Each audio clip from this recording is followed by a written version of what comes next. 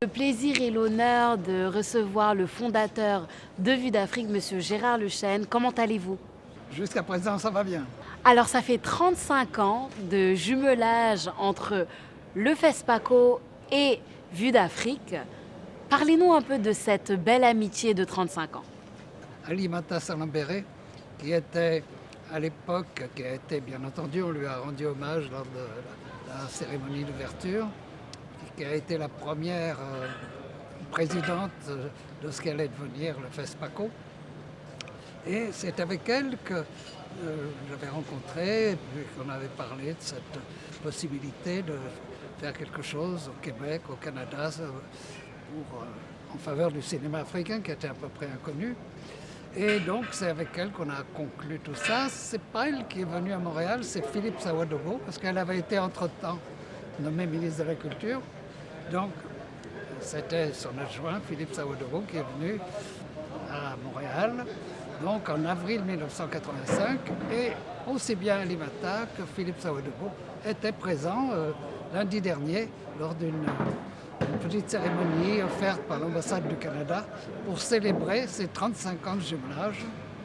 Et c'est un jumelage, on pourrait dire exemplaire, parce qu'il ne s'est jamais étiolé, il ne s'est jamais démenti.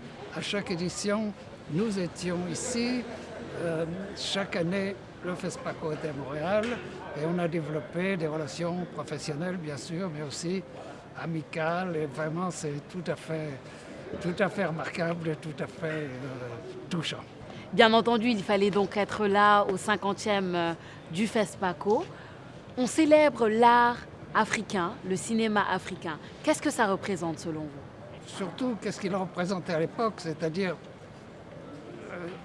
à peu près rien, parce qu'il y avait un grand festival à Montréal et un de nos collègues, parce qu'on se fréquentait, des gens qui aimaient bien l'Afrique et tout ça, et qui déplorait qu'il n'y ait vraiment aucune nouvelle de type culturel.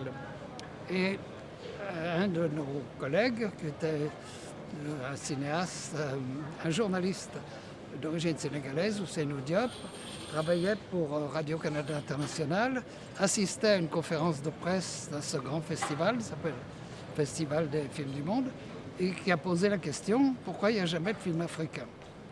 Et on lui a répondu « C'est parce que ça n'existe pas ». Et donc, il nous a raconté ça et on a décidé de faire une semaine de cinéma africain pour montrer qu'il existait. Puis ça a tellement bien marché qu'on a été enclin à continuer. Voilà la petite histoire et voilà comment ça a continué. Le 5 avril prochain, à Montréal, on va célébrer la 35e édition du Festival international de cinéma Vue d'Afrique. Si vous deviez passer un message en 1 minute à tous nos cinéphiles, tous ceux qui nous suivent et qui aiment la culture et le cinéma africain, ce serait lequel? Je dois dire qu'au Québec, il y a vraiment une grande ouverture. Elle est parce que vous savez que le Québec se débat au milieu d'un océan anglophone pour que sa langue française continue, subsiste, se développe.